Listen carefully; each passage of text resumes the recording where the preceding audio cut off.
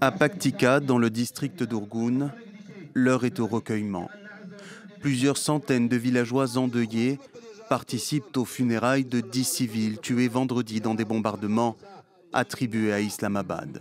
Des sources sécuritaires pakistanaises affirment qu'il s'agissait de frappes aériennes de précision sur le sol afghan, mais pour les membres de cette tribu, cette attaque a visé des innocents. Ces frappes ont visé le propriétaire de cette maison. C'est un attentat perpétré contre des amateurs de cricket, des jeunes venus seulement pour jouer au cricket ici vendredi. C'étaient des innocents. Ce sont tous des martyrs. Cette attaque menace de faire voler en éclats le fragile cessez-le-feu entre le Pakistan et l'Afghanistan au moment où des responsables des deux pays entament des négociations au Qatar dans l'espoir de mettre fin aux hostilités. Islamabad, confronté à une résurgence d'attaques contre ses forces de sécurité, accuse régulièrement le voisin afghan d'abriter des groupes comme les talibans pakistanais du TTP, qualifiés de terroristes.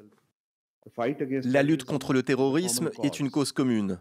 Au lieu d'inverser les responsabilités, le régime taliban devrait honorer ses engagements en s'assurant que son territoire ne soit pas utilisé à des fins terroristes contre d'autres pays. L'Afghanistan doit participer pleinement à l'instauration de la paix et de la stabilité dans la région.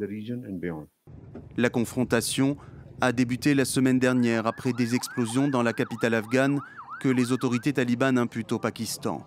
En représailles, Kaboul a mené une offensive à la frontière, théâtre d'affrontements meurtriers pendant plusieurs jours.